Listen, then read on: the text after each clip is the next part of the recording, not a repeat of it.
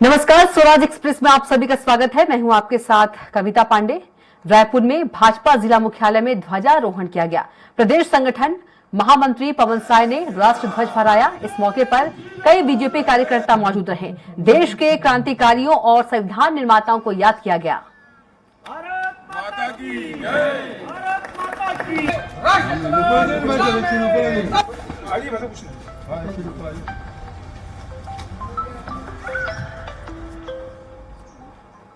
वहीं गणतंत्र दिवस के मौके पर अपने कार्य क्षेत्र में अदम्य साहस का परिचय देने वाले पुलिस अफसरों का सम्मान किया गया।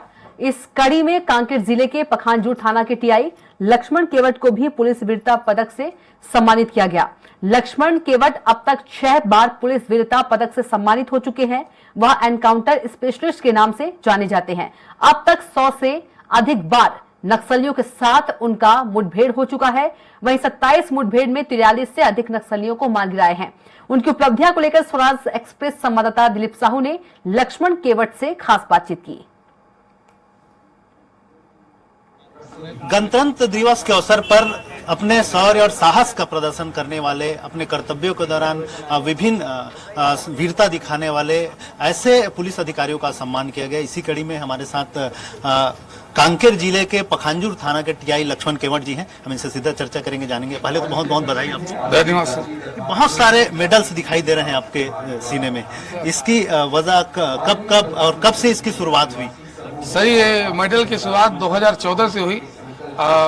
ये पहला मेडल मुझे 16 अप्रैल 2014 को गंगालूर थाना क्षेत्र के तुड़का के जंगल में मुठभेड़ हुआ था और उसके बाद से ये अभी तक चला आ रहा है। ये आज जो मेडल मिला है ये 6वां नंबर मेडल है, जो राजनांदगांव जिले के बाग नदी थाना क्षेत्र के शेरपार पहाड़ी में हुआ था, जिसमें 7 नक्सलियों को हम लोग मारे थे। उसके उपलक्ष्य में ये।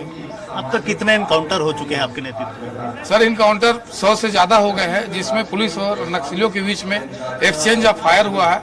लेकिन 27 ऐसे इनकाउंटर हैं जिसमें हम लोग नक्सलियों का डेड बॉडी रिकवर करने में सफलता पाए हैं और 43 नक्सलियों का डेड बॉडी हम लोगों ने अभी तक रिकवर करने में सफलता मिली है। ये माना जाता है कि नक्सलियों का जो नेटवर्क है अंदरूनी इलाकों में बहुत तगड़ा रहता है। ऐसे में उनको अचीव करना, उन तक पहुंचना किस तरह संभव हो पाया? किस तरह से आप लोग काम किए? सर, नक्सलियों का हर प्लान रहता है, लेकिन अभी शासन की जो योजनाएं हैं, नक्सल नीति वाली योजनाएं, उसमें बहुत सारे जो नक्सली है शासन की योजनाओं से प्रभावित होकर वापस पुलिस की तरफ आ रहे हैं।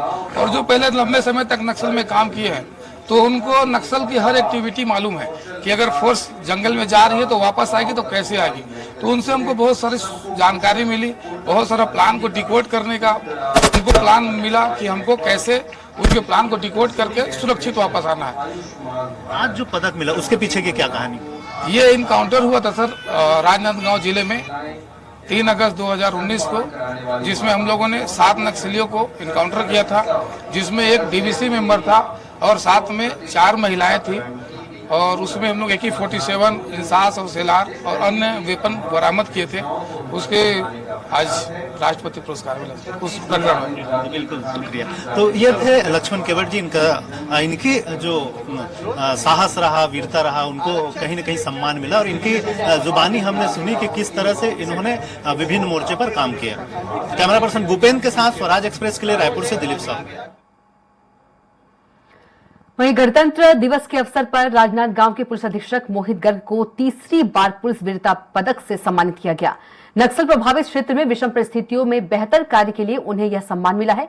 स्वराज एक्सप्रेस संवाददाता दिलीप साहू ने एसपी मोहित गर्ग से उनके कार्यों, परिवार और ड्यूटी के बीच तालमेल और जनता के साथ बेहतर संबंधों को लेकर खास बातचीत की। अपने अदम्य साहस व वीरतापूर्ण कार्यों के लिए लगातार पुलिस वीरता पदक से सम्मानित होने वाले एसपी राजनांदगांव एसपी मोहित गर्ग जी हमारे साथ हैं। ये पहले तो आपको बहुत बहुत बधाई। Thank you so much. लगातार आप इस तरह के काम कर रहे हैं जिसमें आपको सम्मानित किया जा रहा है और ये आप एक बड़े ओहदे में है, एक बड़ी चुनौती रहती खास करके नक्सल बेल्ट में। किस तरह से काम कर रहे हैं आप लोग और अभी जो पदक मिला उसके पीछे क्या कहानी है?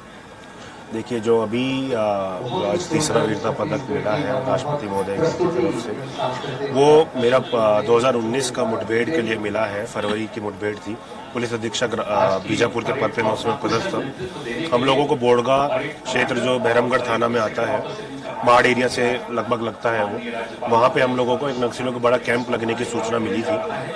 तो वो उसी हिसाब से हम लोगों ने एक ऑपरेशन प्लान किया था। बहुत बड़ा ट्रेनिंग कैंप था, बड़े कमांडर्स नक्सलियों के उस ट्रेनिंग कैंप में शामिल थे। तो उसी हिसाब से हमने एक ऑपरेशन प्लान किया था। काफ़ी मुश्किल ऑपरेशन था निश्चित तौर पे वो, क्योंकि इंद्रावती क्रॉस करके टीम को जाना था और काफ़ी ज़्यादा पानी था उस समय, बारिश के थोड़े दिन बाद का ही ऑपरेशन था। और जो दूरी भी थी वो काफ़ी ज़्यादा थी, घने जंगल थे, बड़ी बड़ी पहाड़ियाँ थी, पथरीले रास्ते थे और वहाँ तक पहुँचने में ही काफ़ी मुश्किल होते, काफ़ी चोटें भी हम लोगों को लगी थी।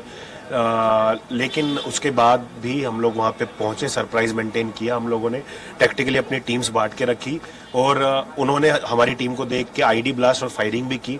लेकिन क्योंकि हम लोग अलर्ट थे, हम लोग 8 समय पे ले पाए, बच गए, काउंटर फायर किया और 10 नक्सलियों को हम लोगों ने मार गिराया। उनके साथ बहुत बड़ी मात्रा में असला बारूद हम लोगों ने वहाँ बरामद किया, वो पूरा कैंप ध्वस्त किया और फिर हम लोग बिना किसी नुकसान के सेफली अपना वापस कैंप तक भी वापस आ गए। अब तक आपके नेतृत्व में लगभग कितने मुठभेड़ हुए हैं? 10 से ज़्यादा मुठभेड़ हुए। लगातार जो काम कर रहे हैं आप उस बेल्ट में, चुनौती तो एक है, साथ ही साथ पारिवारिक भी एक तनाव रहता होगा कि परिवार के बीच, तो उसको कैसे मेंटेन करते हैं, घर परिवार और ड्यूटी के बीच संतुलन कैसे बनाते हैं? देखिए, नक्सल क्षेत्रों में जब हम काम करते हैं तो परिवार निश्चित तौर पर थोड़ा चिंतित रहता है, सुरक्षा का काफ़ी खतरा रहता है और हमें ही नहीं परिवार को भी काफ़ी खतरा रहता है। लेकिन नौकरी है, नौकरी का पार्ट है, हमें करनी ही है, तो परिवार भी समझता है, धीरे धीरे आदत हो जाती है। बाकी जगह पे भी समय की दिक्कत रहती है, लेकिन अब वो पुलिस की नौकरी है तो करनी है। अब देश के लिए काम करना है, शासन के लिए काम करना है, तो वो तो इतना मेंटेन करना पड़ता है। आम जनता का कितना सहयोग मिल पा रहा है पुलिस प्रशासन को, जितना मिलना चाहिए एज अ कैप्टन आप? नहीं, बहुत सहयोग मिलता है। मैं जैसे अभी राजनांदगांव में पुलिस अधीक्षक हूँ या जहाँ पर भी मैं रहा हूँ, चाहे वो बीजापुर हो, नारायणपुर हो, गरियाबंद हो, कवर्धा हो, बलरामपुर हो, कहीं भी रहे, पब्लिक हमेशा पुलिस का सपोर्ट करना चाहती है। देखिए, पुलिस के बारे में जैसे नक्सलियों के अंदर में या नक्सली के बारे में एक धारणा है, ऐसे पुलिस के बारे में भी बहुत सारी धारणाएं हैं जो लोगों के अंदर है।